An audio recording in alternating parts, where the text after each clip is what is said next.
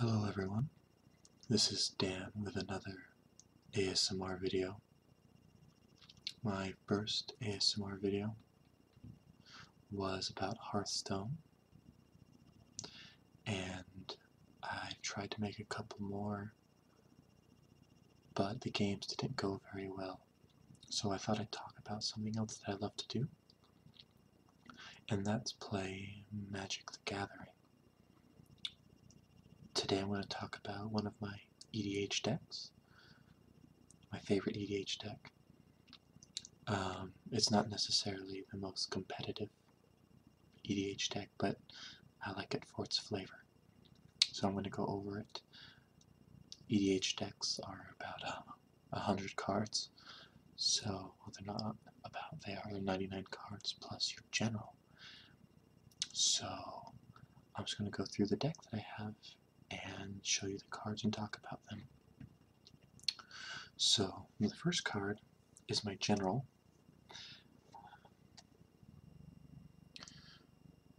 Progenitus. He hears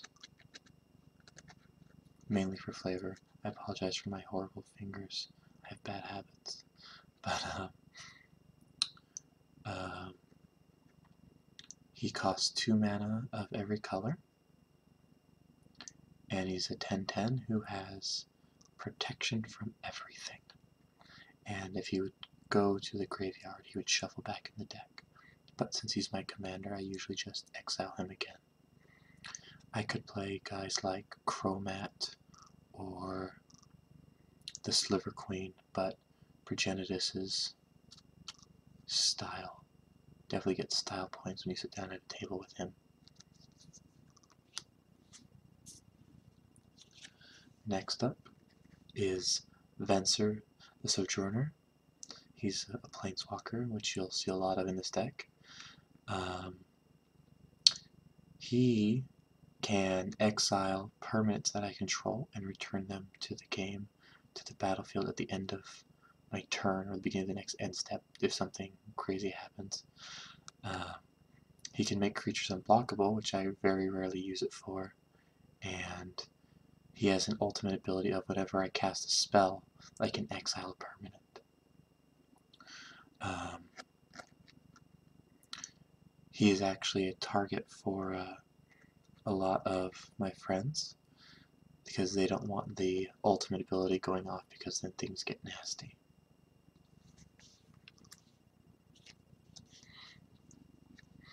Here we have Jace, Memory Adept.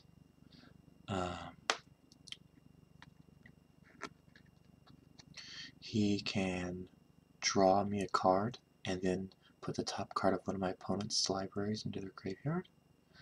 I can use his 0 ability down here and just mill them for 10 cards. By mill, I mean put the top 10 cards of their library into their graveyard. And his ultimate says any number of players can draw 20 cards. Generally it's just going to be me, unless I have another card out that I have in my deck, which we'll get to eventually. So this is one of a few Jaces in this deck. We'll come across the other ones later.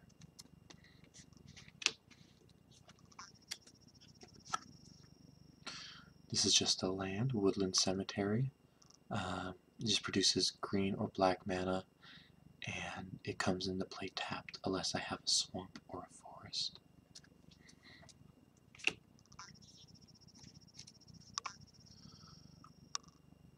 Here we have Reflecting Pool. Reflecting Pool lets me produce any mana that I can already make. So it just provides me additional options in terms of cards, in terms of colors that I'm playing.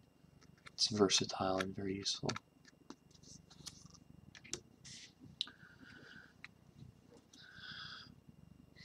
Darkslick Shores is another land, and it just comes into play tapless. I have 2 or fewer lands, and it produces blue or black mana.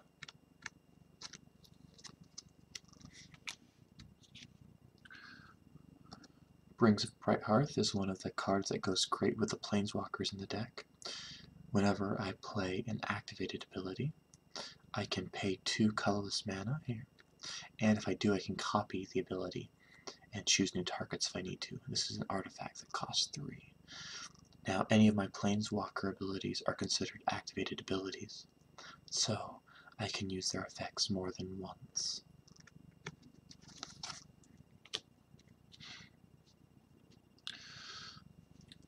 Doubling Season. This is a card that causes a lot of people to gang up on me in EDH, for good reason. Doubling Season says if an effect would put 1 or more tokens into play under your control, it puts twice that many into play instead. Or if an effect would place 1 or more counters on a permanent you control, it places twice that many on that permanent instead. And this works with my Planeswalkers. So if they would start with 3 counters, they would actually come into play with 6. Or if their ability is to put 2 counters on them, it puts 4, which makes me sometimes be able to use their ultimate ability right from the start, or get to their ultimates much quicker.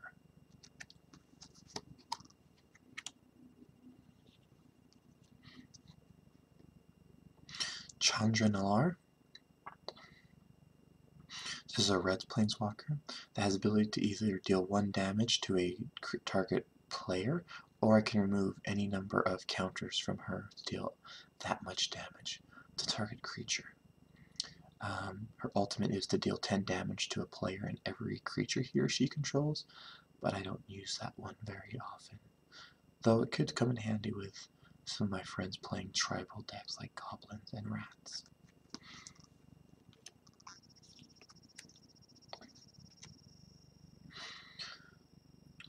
This is hard to read because it's very shiny, so I apologize. This is Urborg, Tomb of Yawgmoth.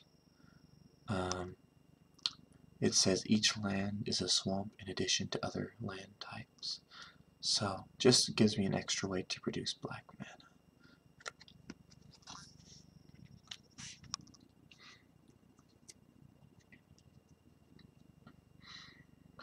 Black Sun Zenith.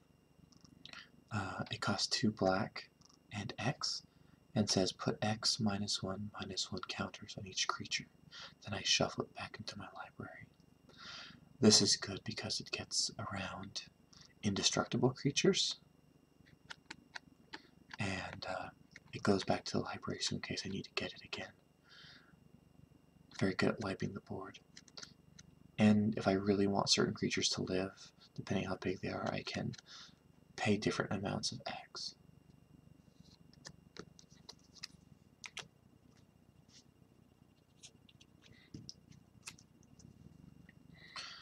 Final Judgment, another board wipe. That costs 6 and says remove all creatures from the game. This once again gets around the indestructible nature of certain creatures, because then they're gone from the game forever. The board wipes work really well because my deck has a lot of Planeswalkers, as you'll continue to see as we go along.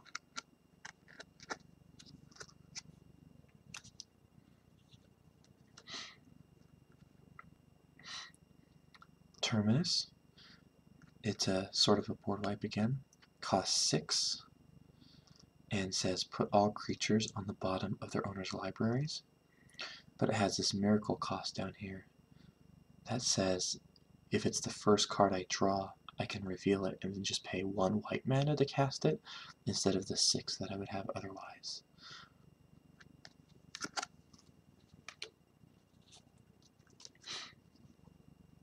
This is Sheldred, Whispering One. She's a black praetor, a creature, a legendary one that costs 7, and says she has Swamp Walk, so if my opponent has a swamp, they can't block her. At the beginning of your upkeep, return target creature card from your graveyard to the battlefield. At the beginning of each opponent's upkeep, that player sacrifices a creature. So, against decks that aren't creature heavy, like a Swarm decks, Sheldred can be really useful in making your opponent get rid of creatures that they value highly with the ability to recur my own if I need to, though there aren't many creatures in this deck.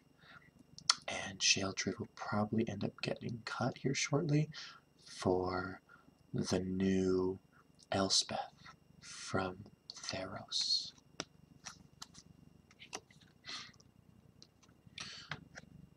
Overgrown Tomb is another land. It produces black or green mana, and it comes into play tapped, unless I want to pay 2 life, and then it can come into play normal. Being a 5-color deck, almost all my lands do more than one thing, so I don't get messed up on my colors.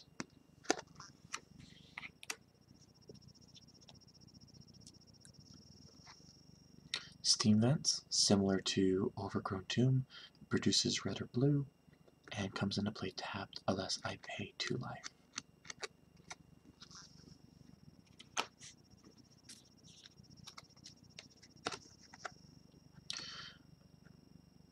Let's see if we can get that in focus. Maelstrom Wander.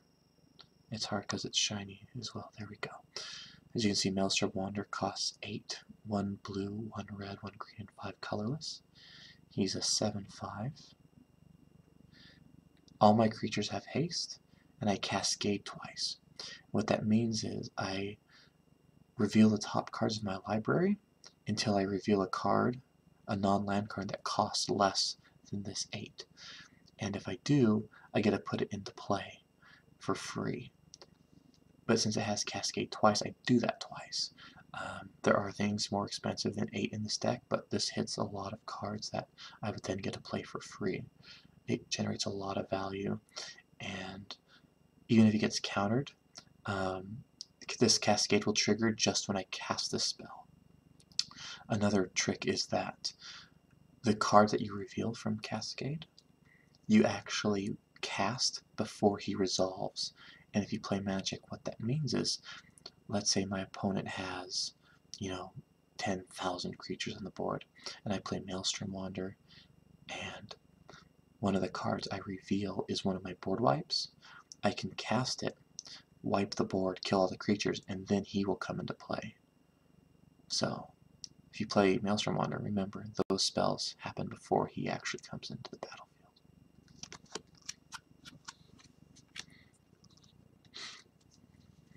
Here we have Omniscience. This card costs 10, 3 blue mana, and 7 colorless.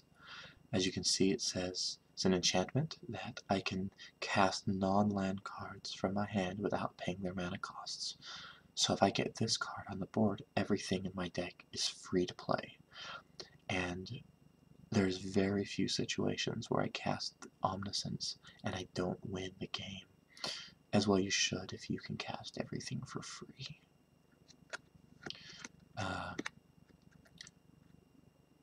Sometimes I don't have a lot of cards in my hand, so it helps solidify a strong board state. But it definitely becomes a high priority target with instant speed removal because Omniscience can't really stay on the board.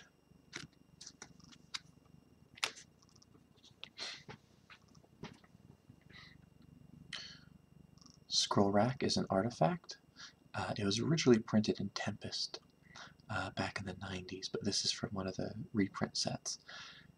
This is an artifact that basically lets me take any number of cards I want from my hand, set them aside, and put that many cards from the top of my library into my hand, and then take the cards that I set aside and put them on top, so I can swap cards back and forth in case it's not something that I need.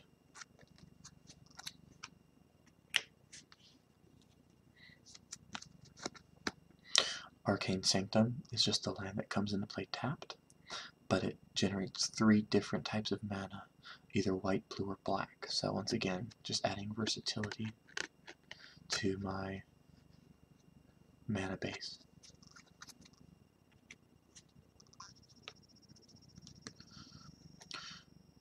Jwar Isle Refuge, once again another land, it gains me a life, comes into play tapped, and produces blue or black mana. This might get replaced with one of the new blue-black scry lands coming out in Theros because that scrying for 1, which lets me look at the top card of my library, is better than gaining 1 life.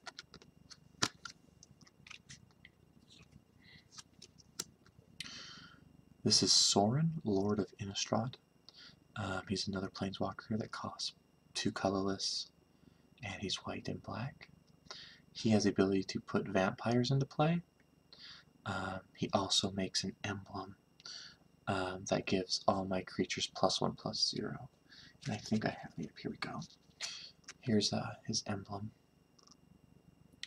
Emblems can't be interacted with. Once we make one of these with his -2 ability, it stays around forever.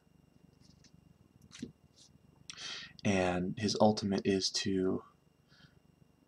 he destroys up to 3 target creatures and or planeswalkers, but then they come back into play under my control. So Sorin's really good. He produces guys to block for me if my board state's not great, because they also have lifelink. Do I have one of those cool vampire tokens around here somewhere? Here we go. There's one of our vampires. Sorin, it does a lot of work. Not his ultimate very often, but it's amazing what that +1 will do in keeping you alive.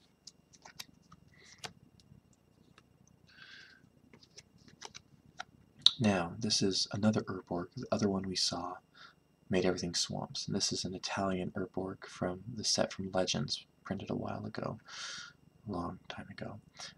What it says is it taps for black mana, or this other ability will remove Swamp Walk or First Strike from a creature. So I don't want people chasing me down with Swamp Walk creatures, so this can get rid of it if I need to.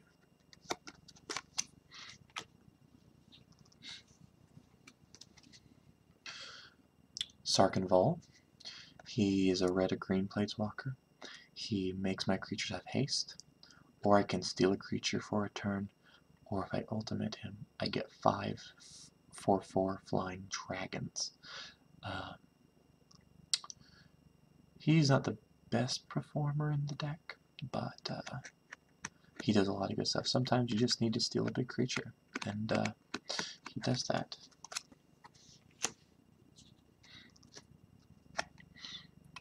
Savage Lands, another come into play tap land that generates black, red, or green mana. Once again, smoothing out the mana base.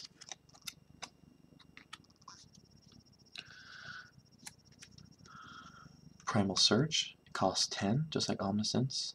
As you can see, I reveal cards from the top of my deck, and if it's a permanent, whether a land, a planeswalker, creature, artifact, whatever, I put it onto the battlefield.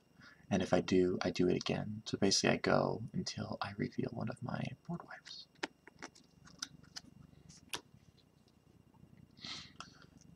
Temple of Mystery is one of the new lands from Theros that has Scry. It looks at the top card of my library. I can put it on the top or bottom, leave it there if I want, in case it's not something I need. And it produces green or blue mana.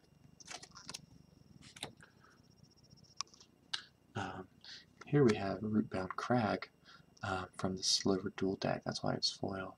And this is just a red-green land that comes into play tapped. Let's have a mountain or a forest. But actually, we're going to replace it with this Temple of Abandon from Theros, because we actually have very few cards in this deck that are forests or mountains. So if a land's coming into play tapped, we might as well get some value out of it. So let's go ahead and do that right now.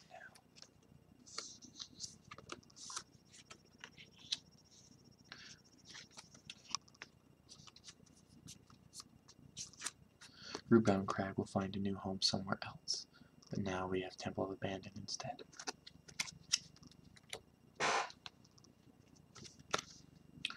Plaguewind is a 9-cost board wipe. Destroys all the creatures I don't control. So a all but me sided board wipe, which can end the game, especially after if I cast tons of things with Omniscience. They can't regenerate them, so this is really strong.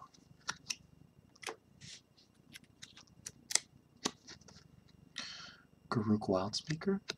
He's a green planeswalker that costs 4. He can either untap lands, make guys for me, or I can use his ultimate to give all my creatures +3/+3 and trample till the end of turn. Most of the time he untaps lands for me, so I can cast things before they normally would be able to be played. But just like Sorin, sometimes making chump blockers and creatures is the right play.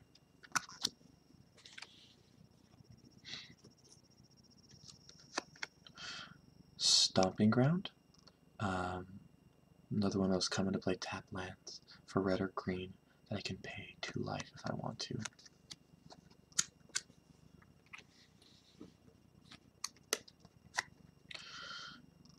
Damnation destroys all creatures, they can't be regenerated. This is black versions to Wrath of God.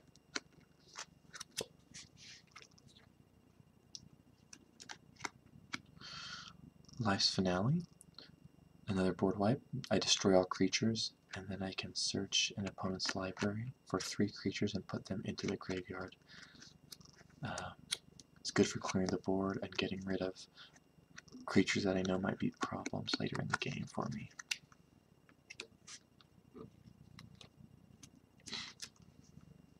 Seacrum Coast makes blue or white mana, comes into play tapped unless I have 2 or fewer other lands.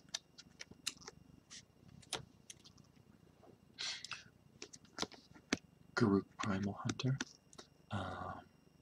otherwise known as Big Garruk. He gets a +1 to make a guy, or I can go -3 and draw cards equal to the biggest creature I have, or his ultimate is to put a 6/6 worm onto the battlefield for each land that I control. So obviously the later the game goes, the scarier that -6 gets, but Garruk Primal Hunter is really strong. The -3 and the +1 are not to be scoffed at. Really strong card.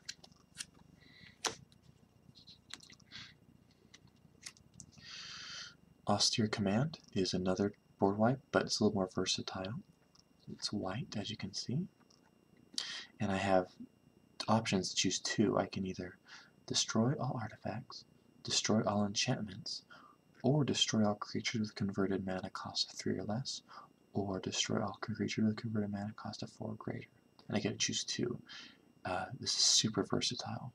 Maybe if I need to destroy a swarmy goblin deck and all their ramping artifacts, or I need to destroy artifacts and enchantments that might be causing me problems. Austere Command does a lot of work. It's a great card.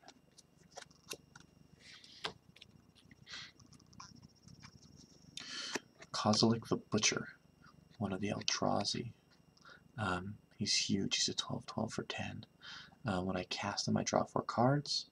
Whenever he attacks, we have Annihilator 4, which means whenever he attacks, the person who's on defense has to sacrifice 4 permanents. And if he dies, I can shuffle my entire graveyard back into my library, which is good in case someone's trying to mill me or the games go long.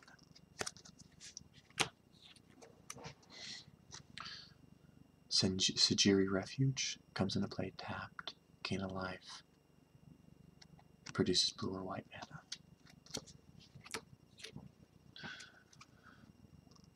Temple Garden, green or white mana, comes into play tapped unless I pay 2 life.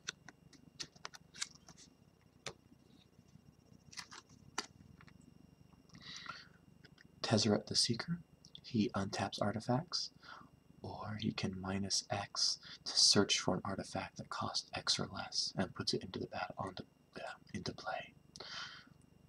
And he has the ability to make my artifacts creatures, though I don't think I've ever done that because I don't have that many artifacts.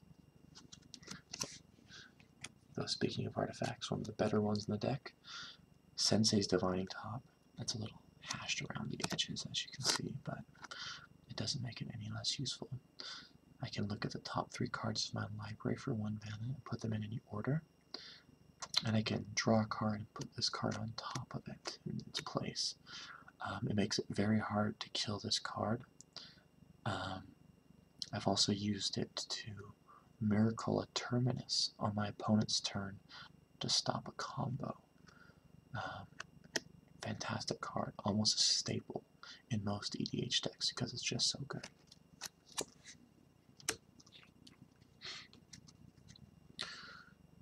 Route. Costs 5. Destroys all creatures. They can't be regenerated. But the interesting bit is that I can pay 2 more colorless mana, make it 7, and play it as an instant. Once again, a great EDH card. Instant speed board wipes are fantastic.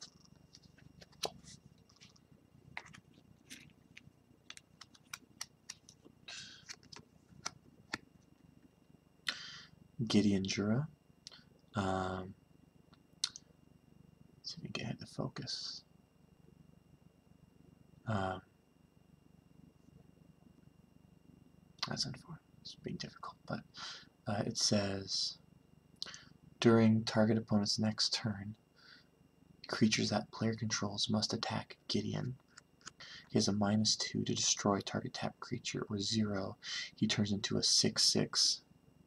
See if we can get that to focus.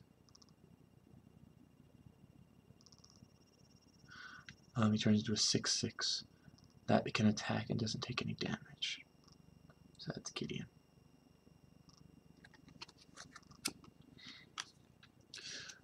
This is a shiny command tower from the commander's arsenal. Basically just a land that taps for any mana that is in your commander's color identity. In my case, any color I want.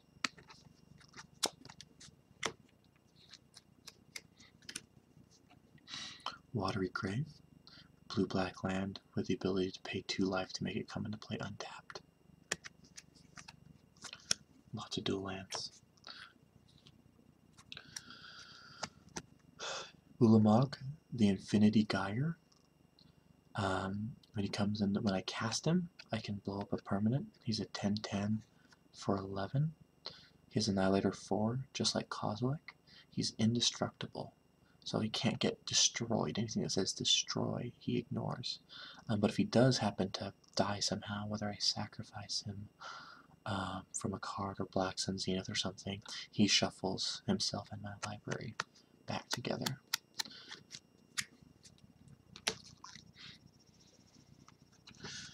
Maelstrom Nexus costs 1 of every mana color. The first spell I play every turn has Cascade, which, if you remember from Maelstrom Wonder, I reveal the top cards of my deck until I show something that costs less and put it into play for free.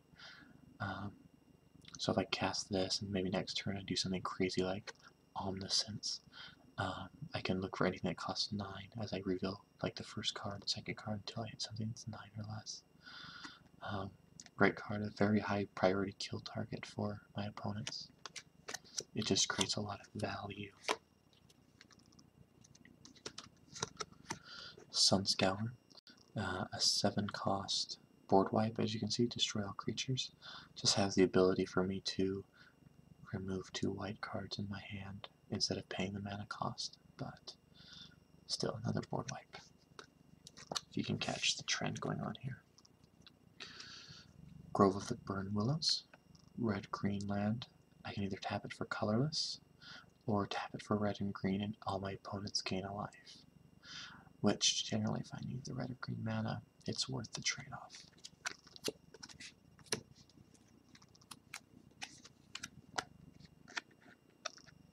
Akroma's Vengeance.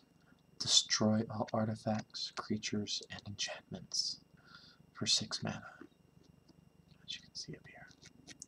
I can cycle it for 3, which lets me discard and draw a card, but you notice it doesn't say Planeswalkers on there, hence the reason it's so fantastic.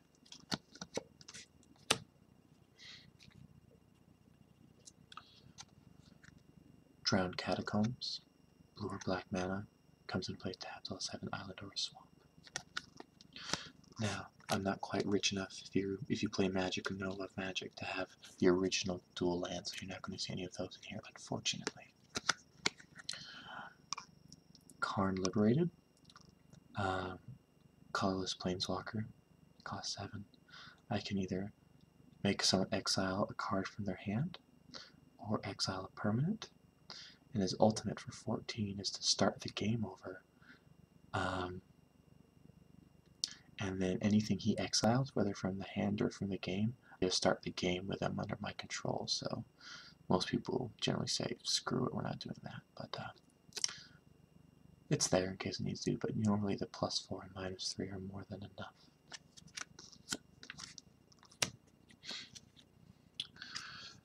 Mana Vault is a 1 casting cost artifact that adds 3. It has a lot of weird wording about when I can untap it.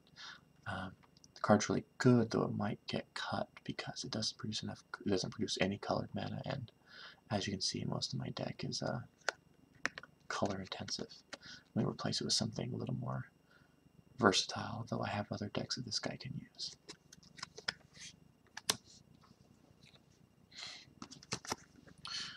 Wooded Bastion is what we call a filter land.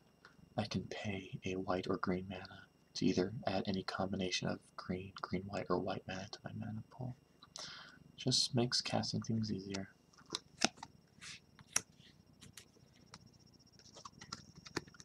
Nicol Bolas. He destroys non-creatures for +3. He gains control of creatures, or he deals 7 to a player, they discard 7 cards, and sacrifice 7 permanents. As you can see, he's got quite the mana cost that go with it. Double black, red, blue, and 4 colorless. Though he's absolutely worth it. The +3 or the -2 right off the bat are fantastic. Nicol Bolas. Looks like we're over halfway done. Phyrexian Rebirth. Another board wipe. Destroys all creatures, and I get a creature that's XX, where X is the number of creatures that got blown up. So the bigger the board when I cast it, the better.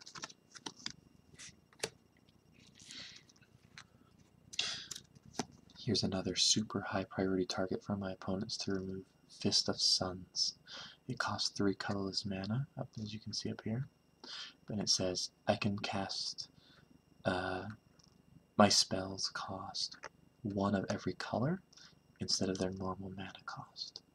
So Nicol Bolas that I just showed you that costs 8 would only cost 5, 1 of each color. It's huge value, so they don't want to let that sit on the board because that's like I could cast Omniscience, like I showed you earlier, for 5 mana instead of 10. So, Fist of Suns. People don't like to see it. Crumbling Necropolis. Blue, black, red land comes into play tapped.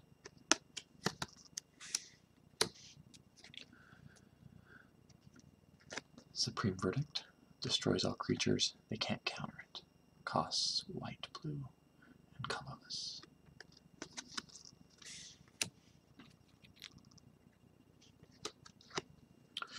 Rupture Spire comes into play tapped. I have to pay 1 when it comes into play, and then it can tap for any color that I want.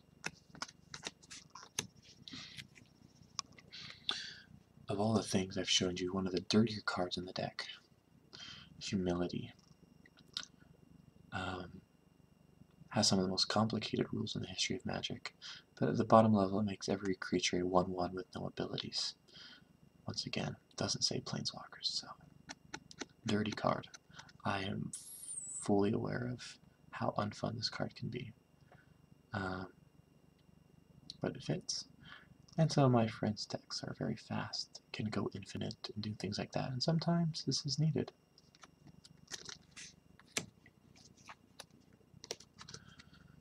Ancient Tomb gives me 2 colorless mana and deals 2 damage to me. Just makes me get things out faster.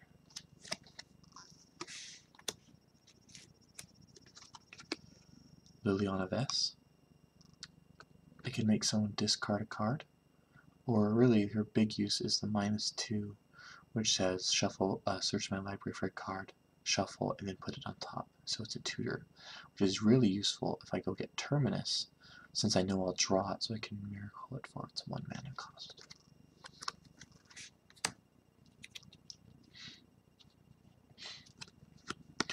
Seaside Citadel comes into play tapped. Green, blue, white mana land.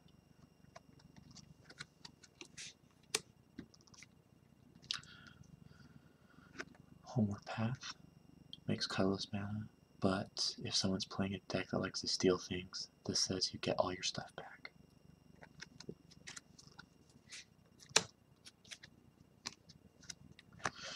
Dragon Skull Summit produces red or black mana, comes into play tapped unless I have a swamp or a mountain. This comes into play untapped a little more often due to Urborg, Tomb of Yawgmoth, Ancient Tomb, and things like that.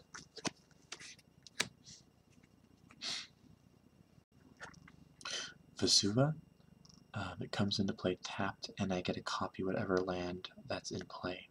So if I want to copy my command tower, or maybe a land one of my opponent has, versatility is key.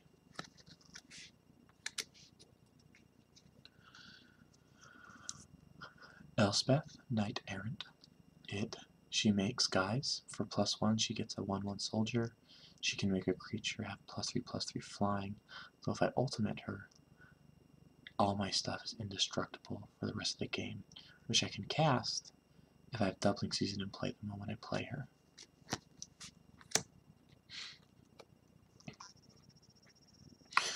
Bosiju, Who Shelters All. Basically, it comes to play tapped, but lets me pay life to get mana, and it turns my counter spells makes my board wipes uncounterable, which is important. My newest acquisition from the Vault 20, Jace the Mind Sculptor. If you play Magic, you've probably heard this guy's name. He's ridiculous, even in EDH. He +2, he scries. Basically, I can look at the top card of someone's library and put on the bottom if I want. I can draw 3 cards and put any 2 back on top of my deck.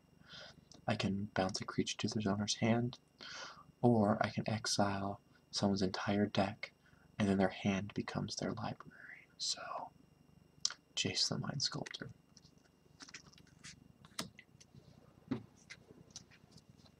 Soul Ring, another EDH staple, costs 1 mana for the ability to tap for 2 mana.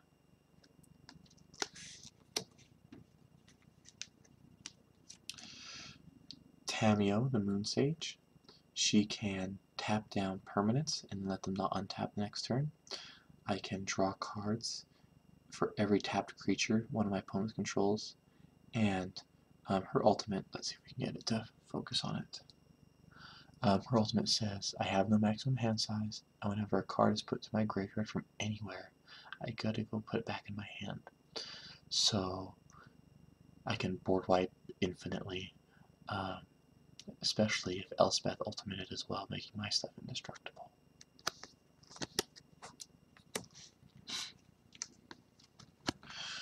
Chromatic Lantern. Taps for any color and says my lands can tap for any color I want. So obviously, huge when it comes to smoothing mana.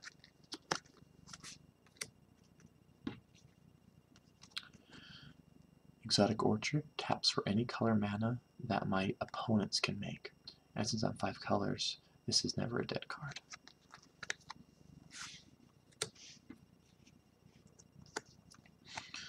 Wrath of God, full art version. The text actually says destroy all creatures, they can't be regenerated.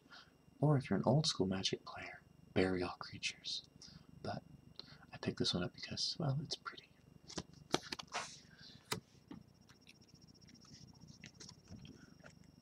Hallowed Burial, another board wipe. Put all creatures on the bottom of their libraries.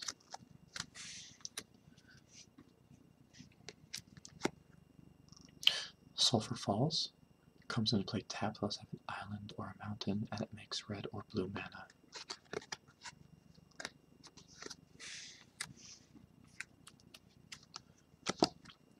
City of Brass taps for any color mana, and I take a damage when it becomes tapped.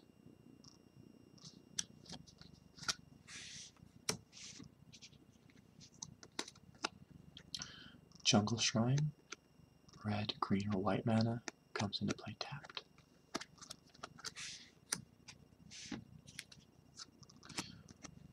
Jace, Architect of Thought. he can make my opponent's creatures have -1, -0 till the end of the next turn when they attack. His ultimate says I can search every player's library for any card I want and cast it for free. His -2 is look at the top 3 cards in my library. My opponent separates them into 2 piles and I pick one, and the other goes on the bottom.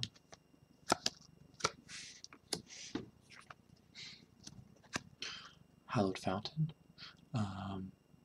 Blue, white land comes in play tapped unless I pay 2 life.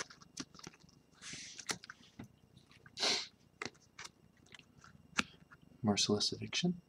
I can exile all artifacts, exile all creatures, exile all enchantments, or exile all planeswalkers. Once again, versatility. Generally never picking this one because you've seen how the deck is, but the other 3 options, huge bonus, especially if decks have recursion that wants to bring things back from the graveyard. Consecrated Sphinx. Whenever one of my opponent draws a card, I draw 2 cards. One of the most hated blue creatures in Magic just because it generates so much card advantage. So much. This is my Liliana of the Veil. I actually had Steve Argyle alter for me at one of the pre-releases nearby. As you can see, Liliana of the Veil is now Slave Leia with a dead Jabba in the background over here. Her abilities say each player discards a card, target player sacrifices a creature, or I separate all their stuff into 2 piles and they get to choose one or the other. Basically halves all their stuff, or worse depending on what they find that they need. But yeah, very good card. Forbidden Orchard makes any color mat I want, with the caveat of one of my opponents gets a 1/1 spirit token. I guess that's why it's forbidden. Johnny Vengeant. He can shoot something for 3 damage and they gain 3 life. I can tap a permanent and it doesn't untap during my opponent's next turn, or I can destroy a target player's lands. And I generally don't use this because, as mean as some of our decks are, mass land destruction is really unfun for people, and even though I might be board wiping a lot, at least you can still cast things. Conflux. So he costs 1 of every color and 3 colorless. Basically it says I get to search my deck for a card of every color. And so the beautiful thing is cards like a Johnny Vengeant, I can say, oh, you're going to be my red card, and then go get a white card still of something else that I might want, like a board wipe. So a lot of times this ends up getting me things like Omniscience and whatever other nutty things are left in the deck. Doubling Season. Twilight Mire, a black-green filter land like I showed earlier.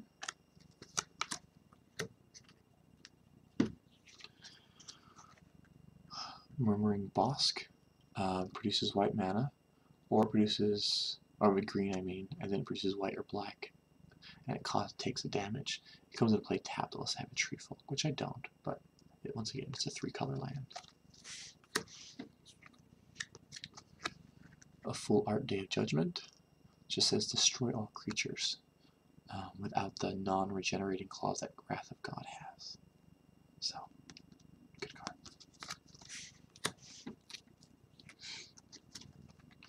Thespian Stage.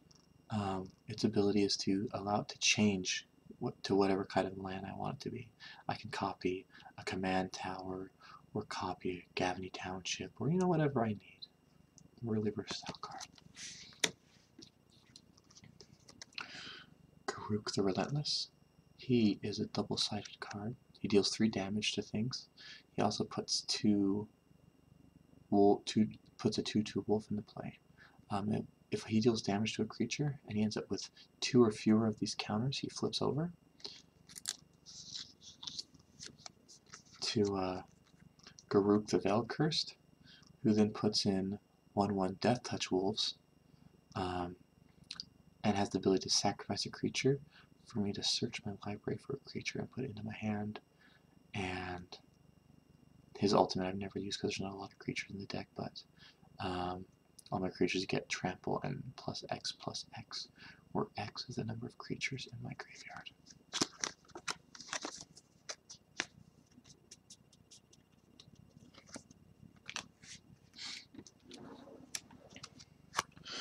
Vraska the Unseen, another Planeswalker. Her +1 says that till my next turn, if any creatures hit her, they die. They get destroyed, I should say. Destroy target non-land permanent. And her -7 says put 3 assassins into play that say when this creature deals combat damage to a player, that player loses the game. So, very scary, especially if your creatures have haste from things like Maelstrom Wander. Godless Shrine, black-white land with a 2-life caveat.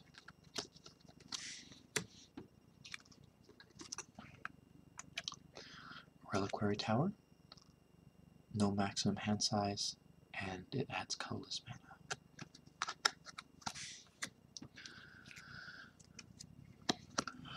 Dread Cacodemon, he costs 10. If I cast him from my hand, I destroy all my opponent's creatures and tap all of mine. Just essentially another board wipe. That gives me an 8/8. Decree of Pain says destroy all creatures, they can't regenerate, and every creature that gets destroyed I get to draw a card.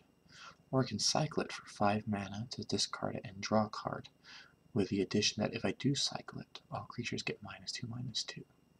And this costs 8 to cast, for good reason.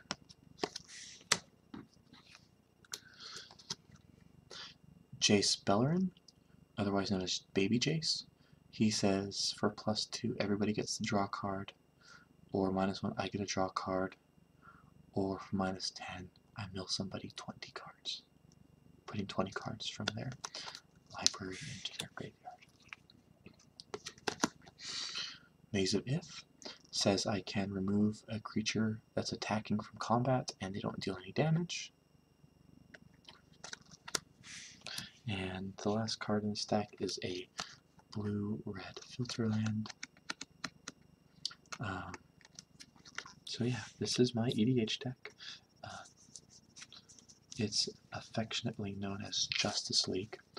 Originally was Super Friends, but a guy at my shop, one of my friends, said that Super Friends wasn't a strong enough term for how many Planeswalkers were in this deck.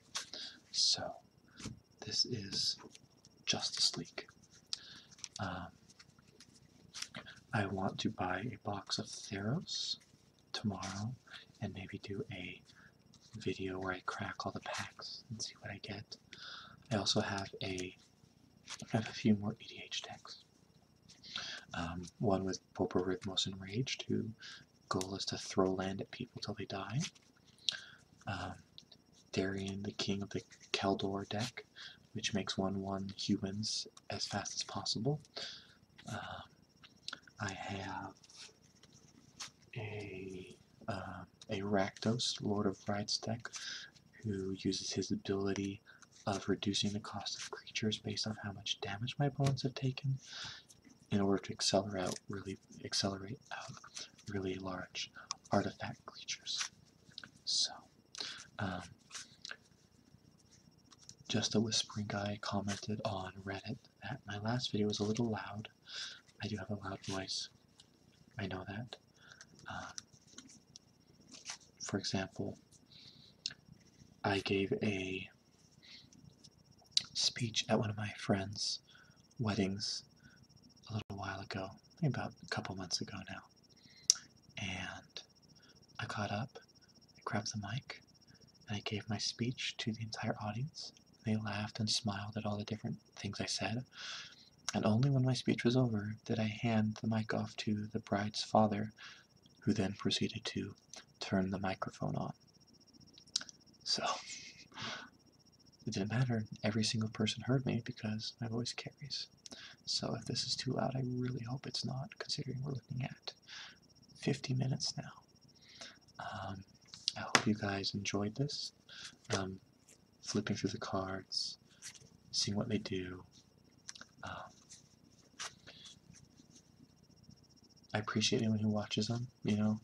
I don't have a sweet setup like some of the other people, but they obviously they put so much great work into their videos, and if any of them do watch these, I just want to say I appreciate the work that you do, because it's done so much for me to help me sleep and relax every night, and the quality that some of these ASMR people put out is just fantastic, and I think most people know who they are. And not that those who don't have fancy setups don't do a great job, because anyone who's taking the time, I really do appreciate. So that was my video.